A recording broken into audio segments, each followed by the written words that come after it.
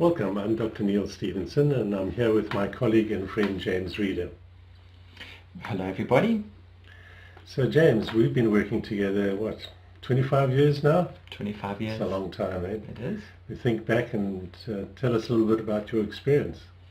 Well, I just remember when we first started working out together, it was pretty much an educational kind of a context. I know that you just founded Centre for Advanced Management Development, and it was linked very much and allied with the then Natal University, which has now become the University of KwaZulu-Natal, and was bringing in fact, was one of the cutting edge areas that it brought in, which was the distance learning MBA from Heriot-Watt University. That's right. I mean, that was actually the result of my doctoral research, and we developed the blended learning management development program, which we ran as a joint venture for Natal University.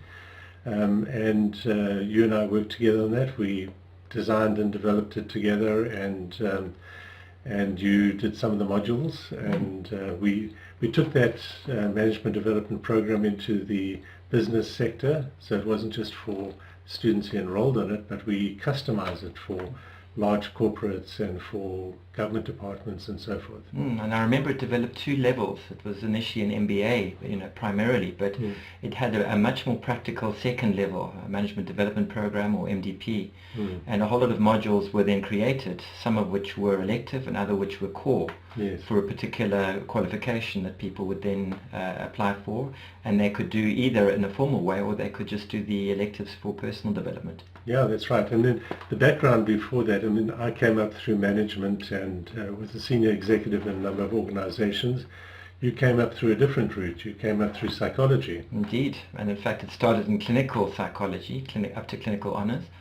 And then in fact I had an opportunity to go and do a master's program in industrial psychology, which I did, building on some undergraduate studies that I'd done. Completed that and then went back in time and then did a counselling internship and program.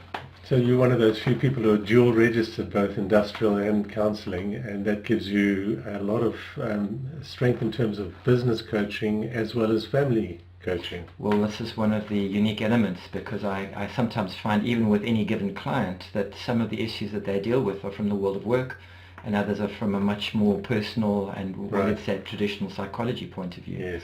So I specialized in aspects of psychotherapy, but equally have done international programs, for example with the Gestalt Institute of Cleveland, Right. which have been focusing on organizational development. Yeah.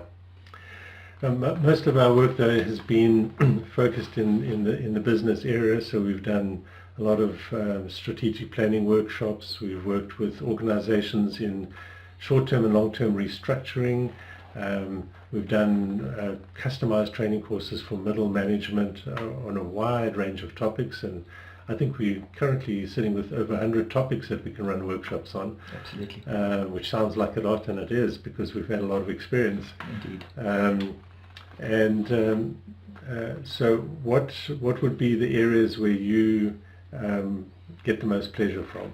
That's a difficult question, and the truth of the matter is that I've enjoyed in a range of different contexts projects that have in fact gone from, let's say, very large organizational work involving groups of up to hundreds at a time.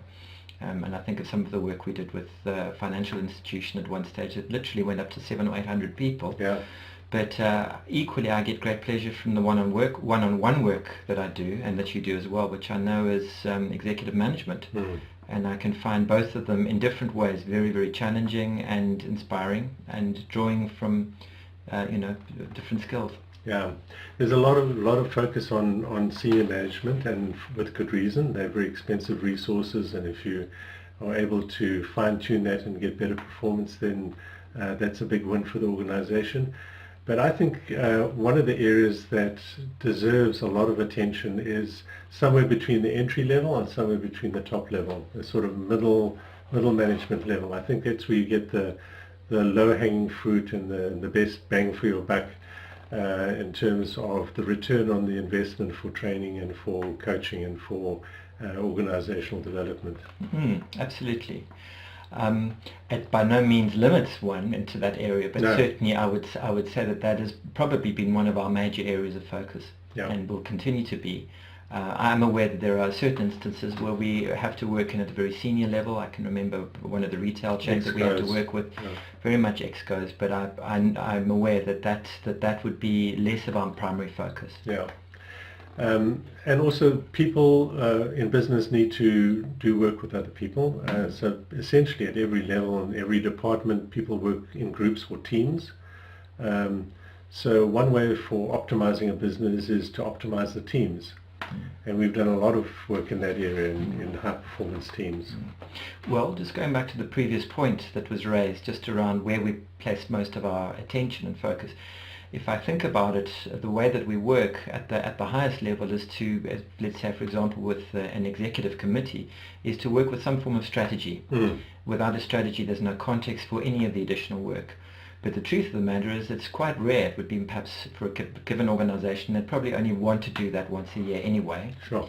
Maybe review it 6 months. Exactly. And so once we've done one or two of those kind of things, it often, the stuff we're brought in for is not to redo the strategy, because the strategy is in place. It's an architecture. Yes.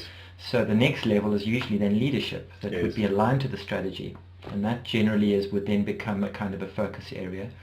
And that also has its time and its place. Yeah. And then that gives over to the next phase, which I'm aware that you're aware of, which would be more around the management, both the integration, the alignment of them, and I suppose developing systems and processes that would support the leadership aspects. And providing tools and models that help that process as well. I'm thinking of the work we did with GIBS, Borden Institute of Business Science. They're probably the top business school in Africa.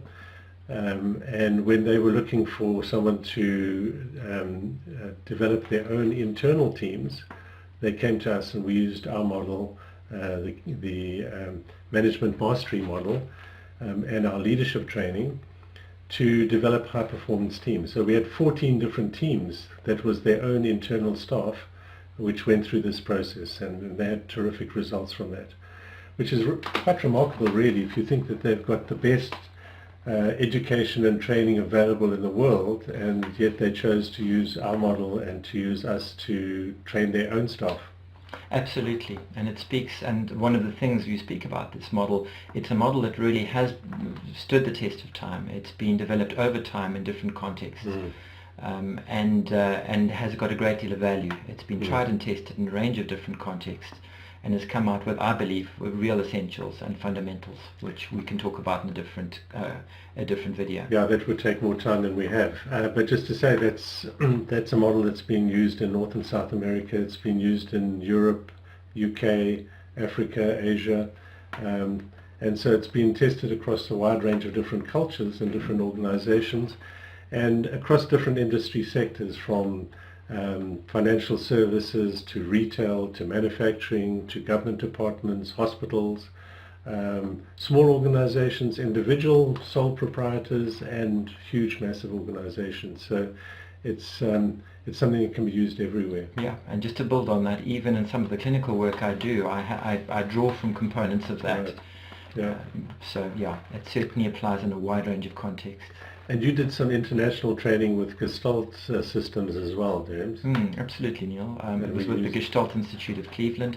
It was a 2-year program. It involved travel to 5 different countries over those 2 years, working with 45 people doing a kind of cutting-edge work in their own areas from around the world.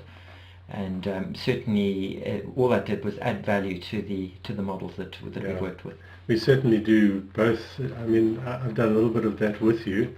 And I find the systems perspective really helps a lot for our clients. Absolutely. And I'm aware not only of us working in organizations together, but even in certain family units. Yes, exactly. Where we use those same principles very effectively. Yeah, especially families who have businesses together. Indeed. That helps a lot there. You bet. So we don't have a lot of time, but I think we've covered the highlights. There's a lot more depth behind it. 25 years is a long time, and that's not all, as they said, because we both had our individual careers and background before that.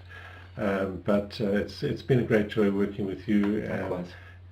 We complement each other, and we have a lot of overlap.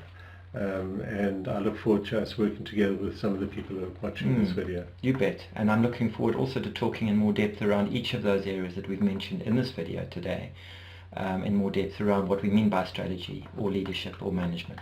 Great. So there should be a link somewhere on the page that you're watching this video from, and if not, go to www.keybusinessdynamics.co.za and you can find out more about us and how we can help you. Good speaking to you. Bye for now. Bye-bye for now.